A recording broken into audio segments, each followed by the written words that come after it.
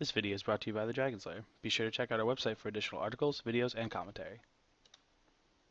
Welcome back to Top 8 of our Modern Monday event. This is Game 3 with Diego Ruiz playing Twinning End versus Brian Karlsson playing Blue-Green Infect.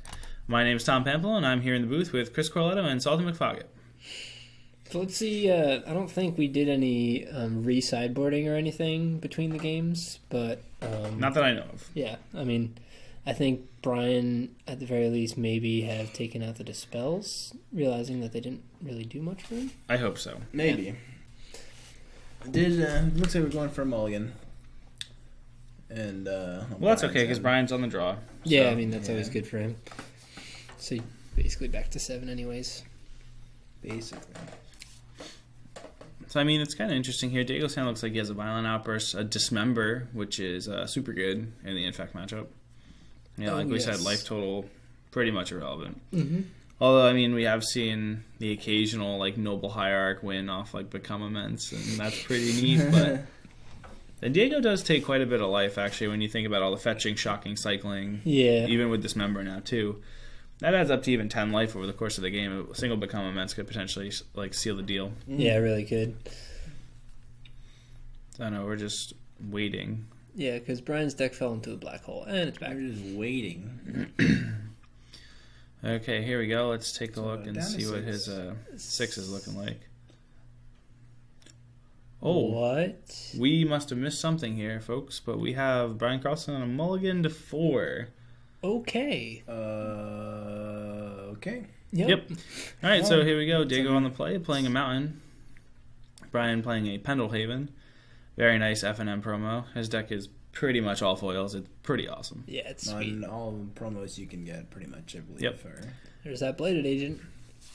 That's a very good opening start for Brian here, especially on a mold of 4. So I think maybe Diego's learned to dismember or kill the creatures immediately instead of giving them a chance. I would hope so, because he did make that mistake with Fulminator Mage earlier. So cycling through. So There you go. There's another 2 life for Diego.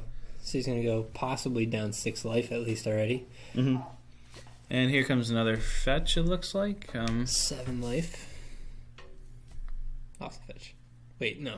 Well, right now we have a cycle and a fetch, so there's only 3 life total.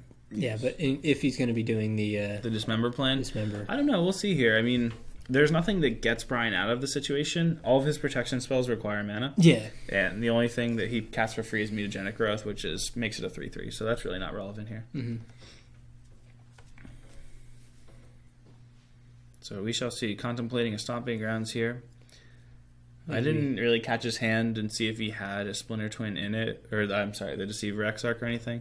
Yeah, I didn't see it, but he's going to grab the Overgrown too. It looks like he's shocking himself here, but we'll wait a sec. I don't know. He tends to delay his abilities. Nope, we're going to go straight for the Dismember, so that's a lot of life this turn. That's 2, 4, 6, That's 7, 9. 8, 9. Yeah, 9 total life. So like we said, the Noble Hierarch plan is actually a possibility, but we'll see if he has it. Okay, looks like another Infect creature for Brian. He looks like he's stuck on lands here. Oh, there he goes. Just kidding. There's the third one. But And there comes a Murderous Cut. Yikes. That's going to be painful. We only have 2 cards in hand, and I don't know what our 2 cards are, but obviously... I think it's just pump spells. Yeah. I did probably see a Vines of Vastwood, but who knows. So there goes Diego fetching again, getting a basic island, so dropping himself to 10. possibly having the Exarch, I think. I saw it. Yep.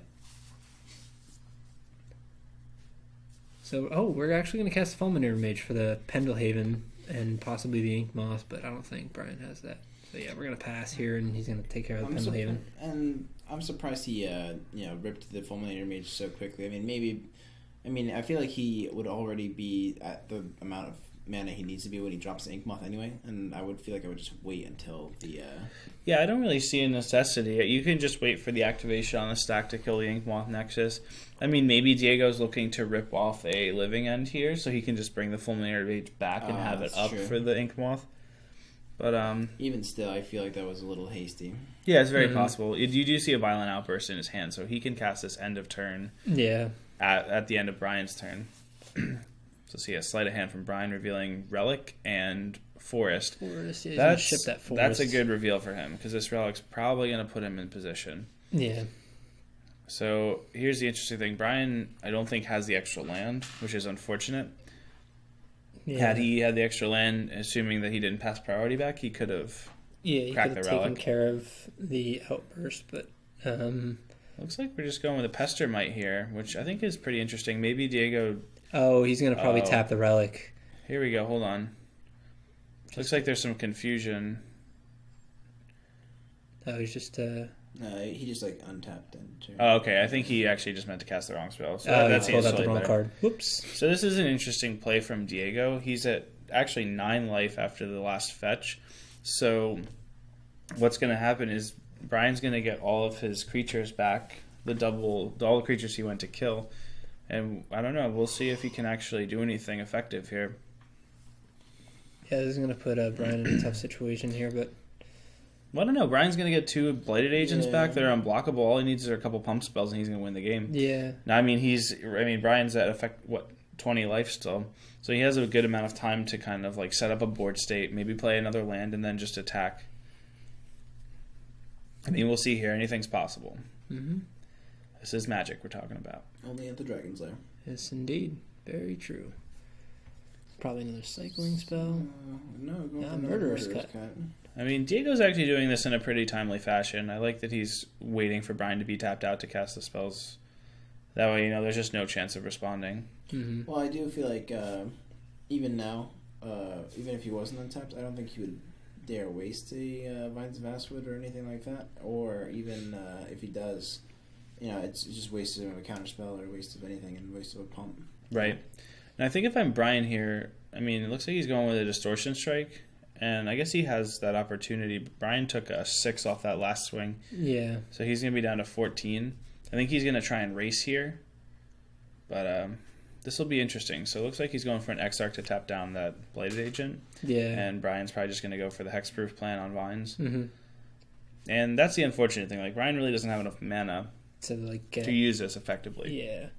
So now he's only got 4 on the Infect swing. But he's getting in for 2. Yeah. He's getting in for 2. So the Vines only gets the +4/+4 if he kicks it. Oh, it's just hexproof. Right. Okay, yeah, my bad. That's all right. So now, the rebound or the Distortion Strike is going to get a +1/+. Mm-hmm. So there's a cycle from Diego. That's going to drop him down to 7. And he's getting in for, looks like, 6-7 points of damage to Brian, which is going to drop him to 7, I believe. Mm-hmm. Okay, good. We actually have some dice that are accurate. We're on it this time, guys. Yes. So Distortion Strike comes back. He's going to put it on the Blighted Agent. This is a close game here. So land drop. Very we have important. an extra Vines of Vastwood in Brian's hand. So we're looking at 2 power and an additional 4. That'd be 6, which would bring him to what, 8? 8, in fact. And here comes a Pester Mite. Tapping down the Blighted Agent. And I think this is perfect for Brian. Although it looks like, we'll see.